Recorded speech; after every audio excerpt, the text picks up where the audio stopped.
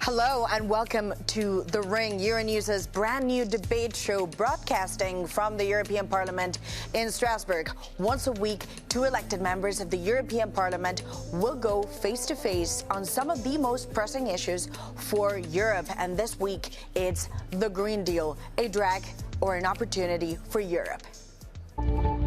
Europe's fight against climate change is at a turning point. While the 27 officially maintain a unified front on climate, ambition is slipping, targets are under debate, and industry-first pressures are mounting. Recent events underline this tension. In the European Parliament, the centre-right European People's Party joined forces with the far-right groups, Patriots for Europe and the Europe of Sovereign Nations, to ease the burden of corporate sustainability. The result? A balancing act between economic growth and climate responsibility that leaves the EU at a crossroads. Can it still speak with one voice on climate action?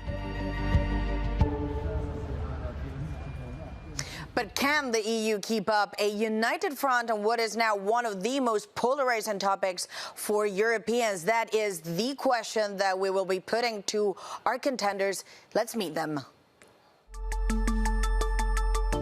Javi López, Vice President of the European Parliament, member of the Socialist and Democrats group. A champion of the fair green transition, he believes global warming needs to be addressed immediately.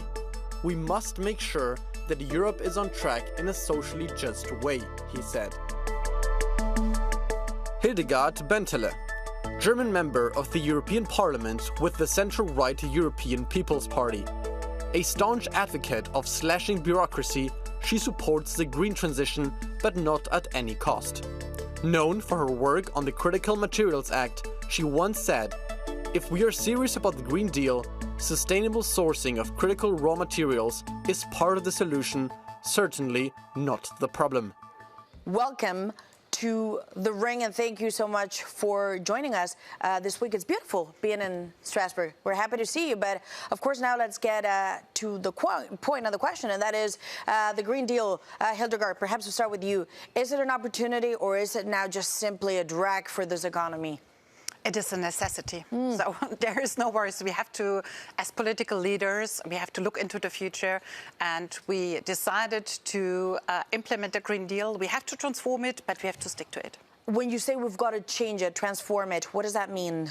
That means we have to make out of the Green Deal a green industrial deal, because we cannot do it without our industry, with our businesses, and they have a hard time at the moment. Is that something that you hear? We want the Green Deal, but we've got to change it?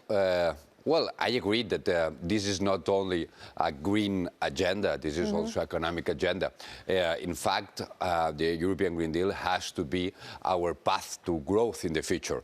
And we are sure that the efforts of today will be the competitiveness of tomorrow, because the green technology is the race, space race of the 21st century. But do you believe that the Green Deal can help the European economy? Because the economy is barely growing and energy is a massive problem for all of the European industry all over the EU. Yeah, it's true. But then the point is, which is the reason? Why during the last 15 years we are losing the race of competitiveness and our economy, that it has to be more dynamic? And the reason is not the loss that we made during the last 3-4 years. It's not the Green Deal to blame. No, it's not over-regulation. The problem is the lack of investment. And the point is how we should channel better private and public investment, and this should be our discussion. Okay, but Madam Bentele, he says it's not the Green Deal. The Green Deal is not to blame for it. A lot of the industry, however, says you over-regulated too much and there was no industrial plan to go with it. Was it a mistake? Great idea, badly implemented? It was not a mistake, but the deal part of the Green Deal was missing. Because, as Javi said, I fully agree, it should be, an idea of growth, and we should, create new jobs with this new economy we want to build. But this part has not been fulfilled because the setting is different. Because we had COVID, because we have the war in Ukraine, we have a trade war with Donald Trump, and we have a China, which is much more assertive.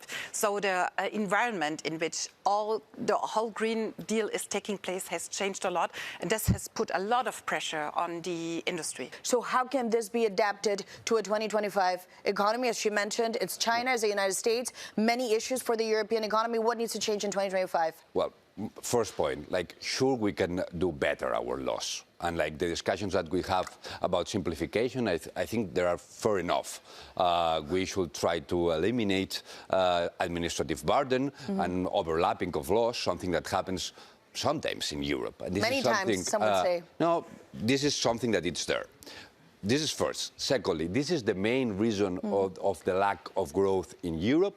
Not, because if we see like the data, and this is the point, this is not a discussion about ideology, it's first of all, we have countries in Europe with growth of 2.5, almost 3% during the last years.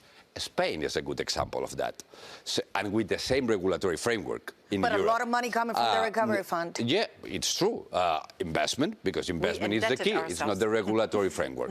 Secondly, and not only that, like our problem it was during the last 10 years. In fact, like the main problem during the last years, it was our dependency of fossil fuels coming from Russia and our dependency of our industrial base in the continental Europe coming from the cheap gas coming from Russia. And like with more green technology and renewables, we would be able to be more competitive in the world. Was it Germany's fault?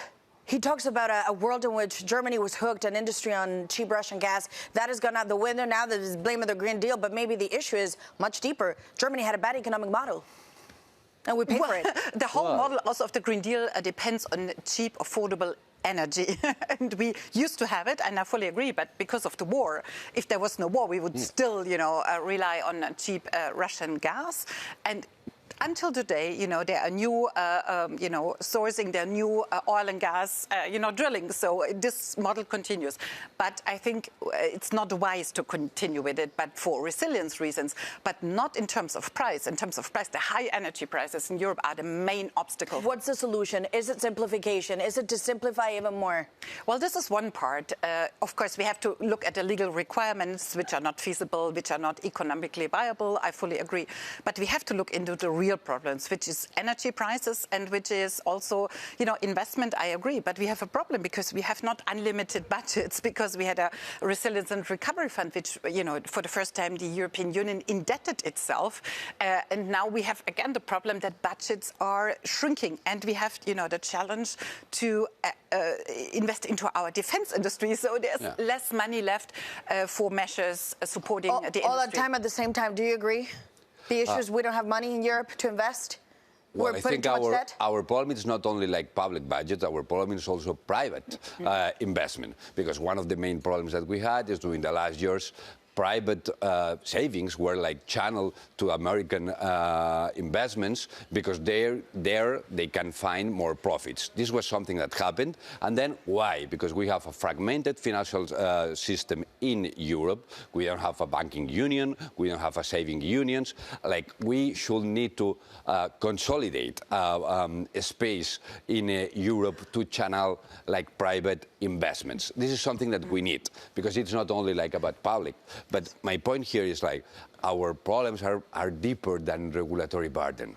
It's deeper than the Green Deal, because this is a hot topic. It's a toxic question for a lot of Europeans. Yeah, but it will be really easy if we changing like 3 or 4 laws that we made during the last mandate that we are solving our competitiveness problems. And to be honest, laws that they didn't enter into force, they cannot be explained by our problems. But some argue the targets are an issue, the 2040, the 2050, sending a very stringent industry or signal to the industry. Do you believe, Madam Bentele, that these targets, they are no longer relevant? They are relevant because we have set the direction and we don't want to change direction. You don't want to change them? No.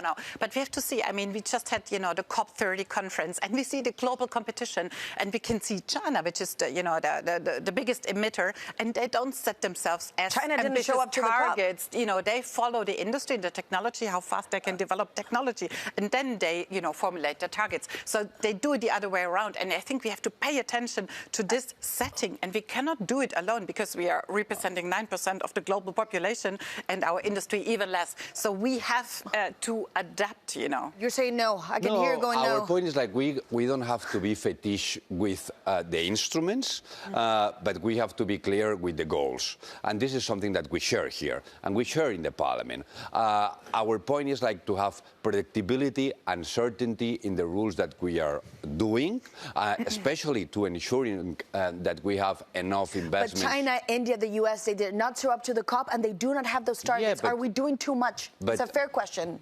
But okay, we can talk about China if you want. China, the 50% of the cars that they are selling in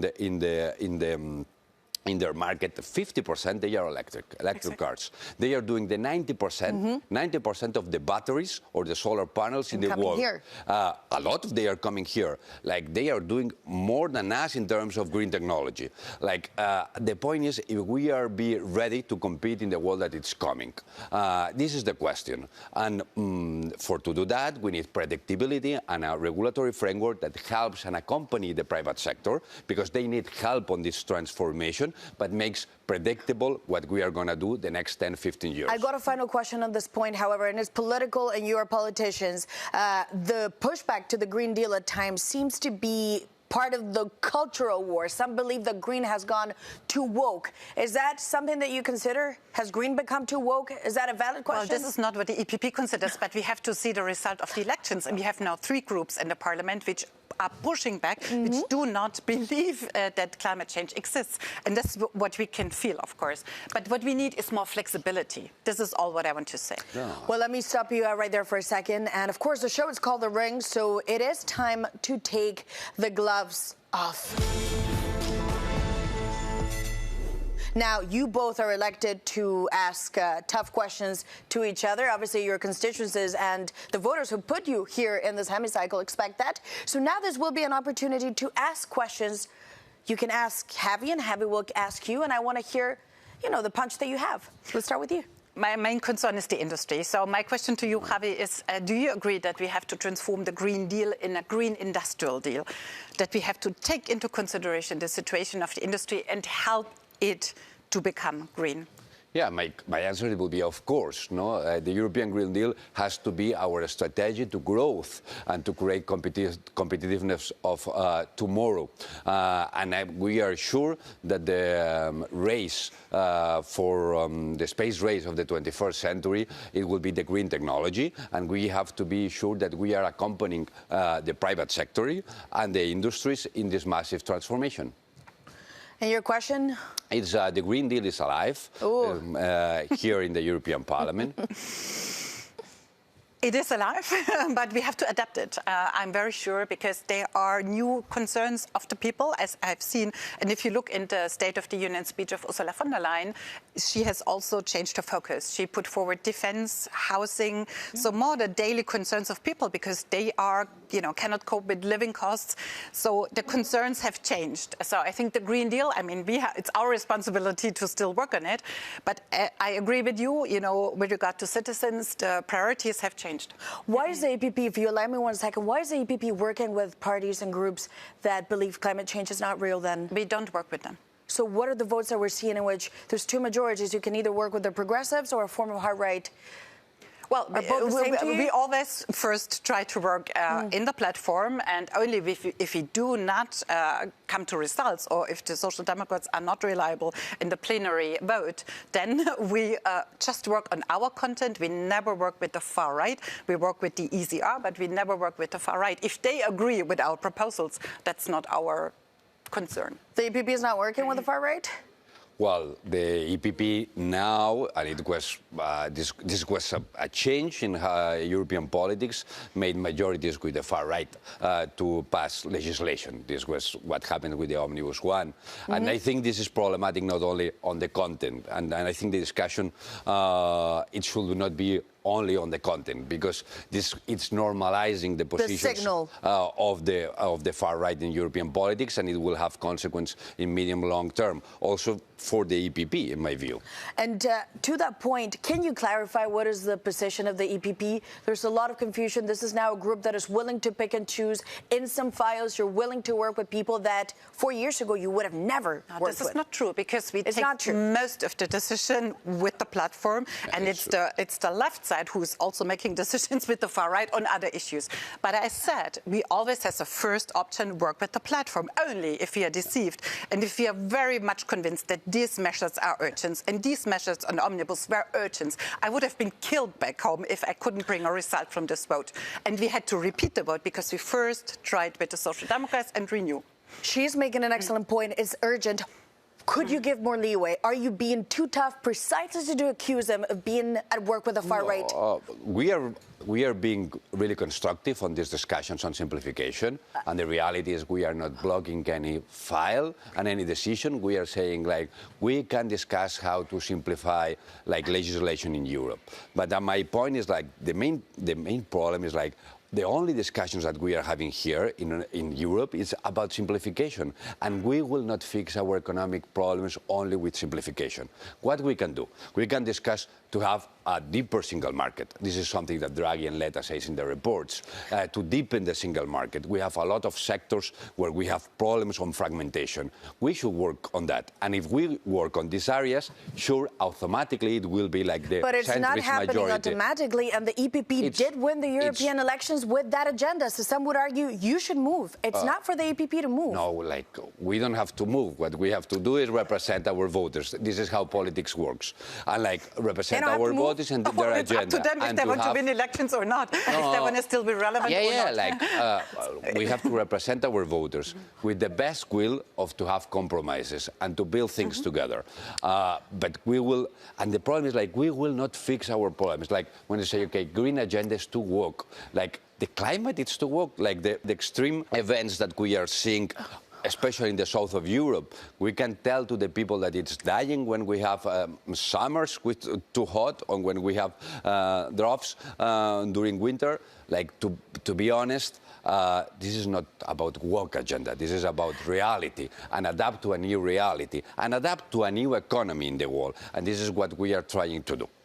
But it's also true that, industry is complaining for a long time over too much reporting, too much legal requirement. And I think we cannot close our eyes, because we have to do both. We have to, alleviate the bureaucratic burden. And we are now in November. And the first omnibus was presented in January. So I think it's high time to deliver back home. But we should also do the other thing. But we should not neglect, and listen to the industry. Because if you just do politics from Brussels and not listen to the stakeholders, we will lose them. The industry says either this happens or you're going to put a lot of people out of business. We are going to continue, but first, let me stop you here for 1 second, because I want to bring in another voice. Now, Antonio Guterres, the Secretary General of the United Nations, spoke at the plenary in Belém. President Lula of Brazil said, well, COP30 is the moment of truth. It is the moment of the hard truths. And the hard truth is that we have failed to ensure that we remain below 1.5 degrees. This is a moral failure and a deadly negligence. These are very tough words from Antonio Guterres. I was struck by the brutality of the words. This is more negligence? Well, I feel that the world is not doing enough, but at the same time, I feel proud that Europe is working in the right direction, and we are doing efforts. We are making efforts in the right direction. The European Green Deal and all the difficulties that we have with that is a good example that we are pushing in the right direction the things. Well, emissions in Europe is an example. We were able to decrease 37% the emissions in Europe. We have clear targets for 2030 and for 2040. We showed up. What we get in return is that this is moral negligence and this is deadly negligence. Is this kind of language useful? Well, I'm not so sure about that either. And I think also, Brazil has a moral obligation, and they want, different things. They want to protect their rainforest, but at the same time, they want to drill oil. So, they're also playing on many cards. So I think we should be more moderate with each other and see the progress we can achieve together. I feel the Europeans always get blamed and they got to pay the tab. Why is that happening? Because I think we are front runners. We were very clear that we want to tackle the problem, and we are leading to a certain extent. This is true. We have a responsibility. We've taken it over. It's the Paris Agreement, so it was made in Europe. And the reality, and I understand the Guterres words on that sense. The reality is we are arriving to a point that it will be impossible to accomplish the goal of the Paris Agreement of 1.5 degrees of increase. It's impossible. But it's almost impossible now. We are moving to a world that probably we will have 2-3 degrees of increase of temperatures. And we're going to continue with the implications, but first let's take a short break here on The Ring. But stay with us, because we will be back very soon with more Political Punch. Stay on The Ring.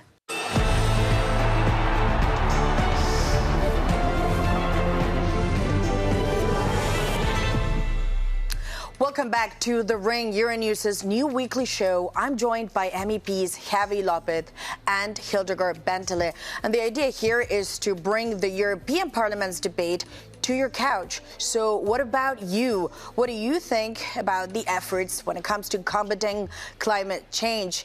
And according to the Eurobarometer, more than 8 in 10 EU citizens believe it is urgent to take action, while 38% feel personally exposed to climate-related risks.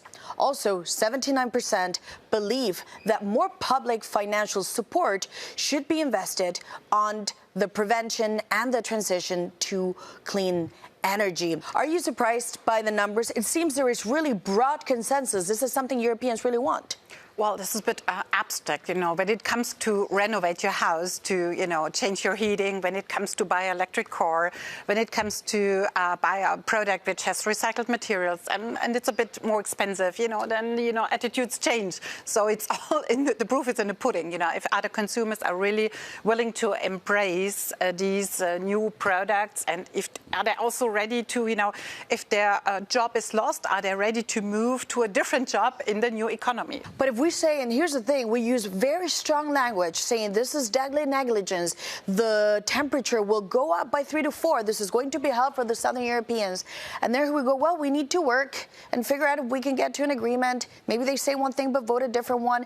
I feel there's a massive gap between the language, the results that we played, and some of the actions that we debate here.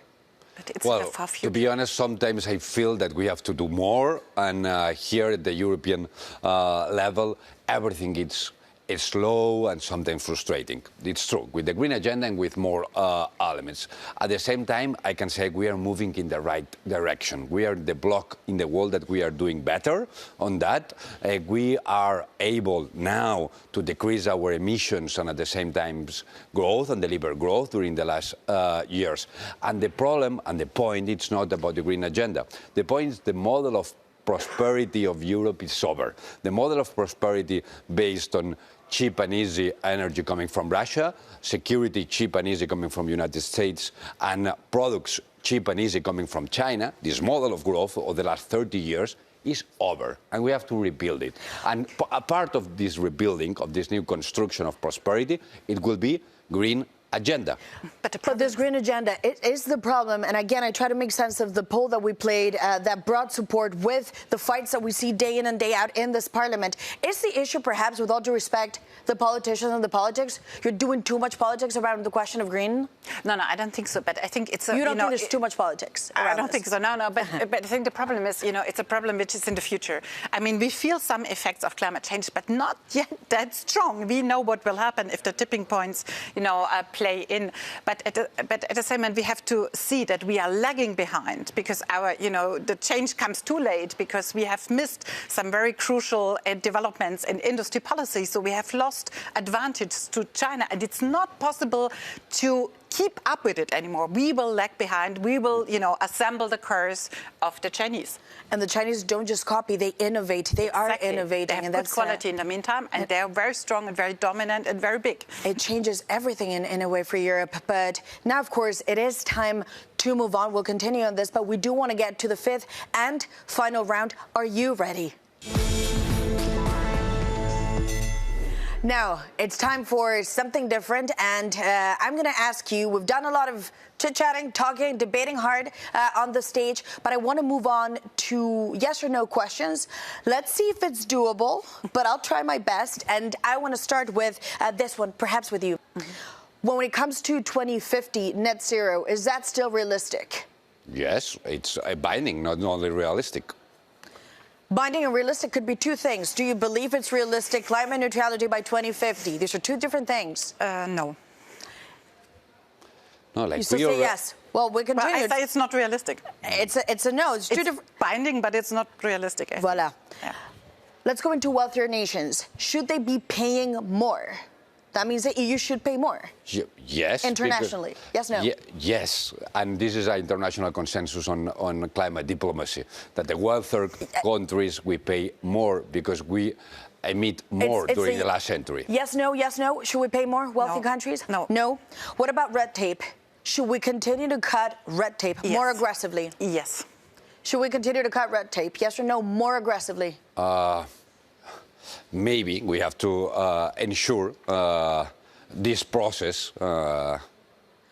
Can simplification, however, coexist? And just to remind our viewers, simplification is to strip back some of the red tape around green policies. Can that coexist really with green protections? From the outside seems a contradiction, yes or no? Yes. Yes, but simplification is simplification, not just regulation, the regulation. And this is something that sometimes here, when we are talking about simplification, it's not simplification. Okay, is the Paris Agreement still valid? It should. Yes or no? Yes. Paris Agreement is still valid? It's valid, but we have not met the targets. Just finally, should farmers be rewarded for sustainable agriculture prices? Yes or no? For sure. Should they continue to be rewarded? Yes. Yes, and just lastly, when it comes to international support, do you believe India, China, and the U.S., all of which skipped COP, are they still allies when it comes to international climate policies? Yes or no? Should be, because we cannot find another ones. The planet is formed with the countries that we are. India, China, the U.S. competing very hard. Are they still allies on this matter? All, but U.S. not on the federal level, but on the states level. They were very present. And we're now reaching the end of the show. And here's the question. We've had a great debate, but were you convinced by your opponent? It's called the ring, of course. Were you convinced? Well, we continue to work together. I think we are the center, the both of us, and it's our responsibility to make the Green Deal, the Green Industrial Deal happen. Yes, I think that we have difference, but at the same time we have a common space, and we have to work on that common space, because if we are not able to have common solutions together, it will be the far right who will impose their agenda for the next years in Europe. Okay, so for the Omnibus, the next one, it's on TV, it's cut here. You will work together based on this. I mean, it's got to be. Yeah. Let's shake hands on that. This is on tape, and we're going to keep an eye on this. Well, thank you so much to the two of you, of course, for joining us, Hildegard and Javi. Thank you so much, and it's been great, obviously, to share this time with you. And on that note, we want to hear from you. What about you? Do you believe the green transition, green policies, is this still good for Europe, an opportunity or a drag? Please write to the ring at Euronews.com. We want to hear your views. See you very soon. And of course, back again on The Ring on Euronews. Thank you very much.